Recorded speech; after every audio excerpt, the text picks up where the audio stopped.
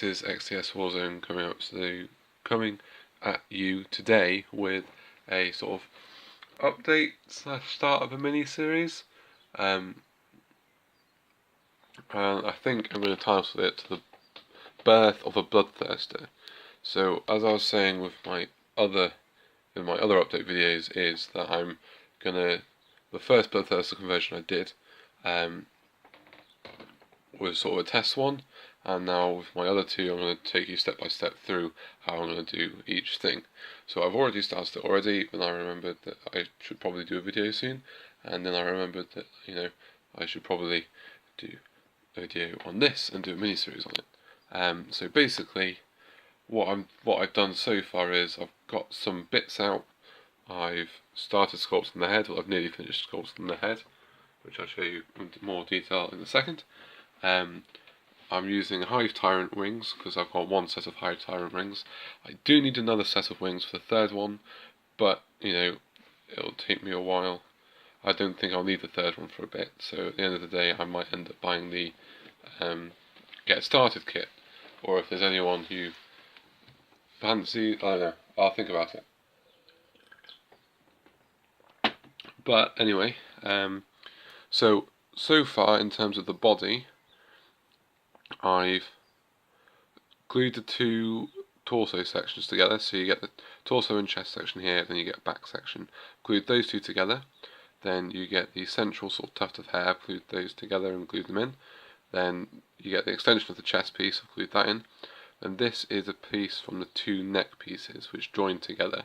See, I glued them together and then cut this bit out, which means I've got more posability for the head, because that's what I found I struggled with doing the other one, because it slots in like a diagonal sort of thing. So there's two diagonal lines on either side, so it only fits in a certain way. So I had to faff around with it a lot last time. So today, when I was gluing it together, I thought, well, it would just be easier if I cut it off so it's a flat surface to glue it on, which means I can use bits of the sprue and what have you to extend it forward. And it also allows me to think about how I want the Bloodthirster positioned, because I kind of fancy this one being a bit more of a bully, sort of bestial Bloodthirster, where he's given into his rage a bit more. As I'll show you, as I decided whilst I was gluing the head together. So what I want is all my Bloodthirsters to be unique. So for that, let's see if I can get a bit better light.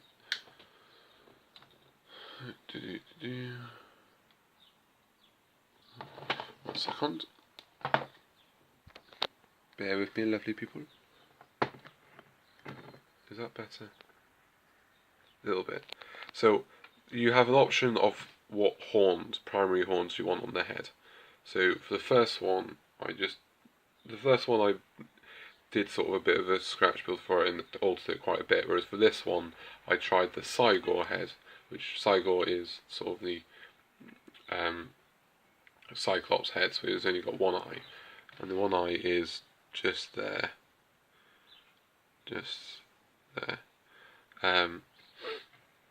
So yeah, and then it's because I really like the way the jaws worked, and it looked better, so I like that. And then I choose a singular horn because I like the way it looked, and then I taken these horns from another option for horns and glued them in. Then the original horn on the sides, it had smaller horn options, and then I cut them off and glued them to the side of the neck on either side. And then I chopped the horns off another one and glued them on, so you've got sort of this three prongs. Then there's lower half of the jaw here, so you've got the standard jaw, and I thought I found the Terrorgeist head from the Zombie Dragon kit I had spare. I thought the lower jaw looks perfect as a really cool sort of extension. So that's why I thought of sort of the bestial style head, because I wanted it to sort of absorb what it kills. So like, you can trap the souls of your victims in weapons. Well, at least that's what Scarbrand has done, and you can make demon weapons and stuff. That's sort of the idea, so everything it kills is sort of absorbed a little bit. So I think I'm going to have a lot of fun doing this conversion, because I'm just going to make it as bestial and as spiky and horrid as I can. And I'm really liking it so far. Then the tongue is the tongue from the Skull Cannon kit. I was assembling it whilst I was waiting for the green stuff to dry, because I've done a lot of green stuff for this head. And I thought that tongue is perfect for this one because I don't want the tongue to be too long, and originally I was just going to use the lash whips from the Tyranid models I've got. But the one I got was too similar to the other one, and I thought, this one's perfect. It's shorter, it fits better, and all of that sort of stuff. All of that lovely goodness. Then underneath here, I glued in, or green stuff / glued in, a load of these spare tufts of hair, which was supposed to put at the back of the neck for the Gorman Cygor kit, just to give it a bit more continuity. Then I've sculpted 2 eye sockets in, and I'm going to wait for the green stuff to dry, then put some eyeballs in, and then sculpt some eyeballs. But I'm thinking, because they look a little bit cartoonish, I'm going to wait for them to dry and then build up the green stuff around it to make it look a bit better. But I'm thinking I might have an arrow in one or something like that. I think that might look quite cool. But that's really it for the head. I've got quite a bit left to do on that, but whilst all the green stuff's drying, because the horns are drying with the green stuff and the eyes are drying, so I can't really do too much without disturbing that. Then, at the moment, I'm starting to add some decals onto the High Tyrant wings, so they don't just look like High Tyrant wings. So I'm going to do some corn symbols, like they have on the Bloodthirsters, all of that sort of goodness. Then, what I'm going to do next is I'm going to work on the body and do all of that sort of stuff. All the stuff I can do on the body without having to think about posing quite yet. Just for all of that, stuff. I might give this one the 4 arms. That might look quite cool. I'm not sure though, we'll see. I might end up using some spare Tyranid arms for that. But I'm at home at the moment because, just because my university term's finished and I haven't had any luck finding a job at university. And funny enough, it looks like I'll probably have more of a chance of getting a job here in the middle of nowhere than I will do in a city. So there you go. But I'm going back up tomorrow. I'm coming back on Thursday because I need to get a few bits and bobs. So I'm going to be able to pick up a load of stuff to help with this conversion and some stuff to paint for Armies on Parade and stuff like that. And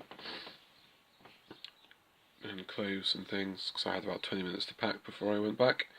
So I'll be coming back with a load of bits and bobs, which will help me with this conversion and just toasting up my army. But I'm really looking forward to doing this one. I think it'll be great fun. Let me know what you think, and if you want any close-ups of anything, let me know. But I'll probably do, when I finish aspects of it, I will do close-ups just to let you know how things are going, so you can see a bit clearer. But I'm really enjoying this conversion work. I wouldn't mind being a converter by trade, but there you go. We'll see, won't we? Yeah, so thanks for watching, guys, and I'll see you in the next video.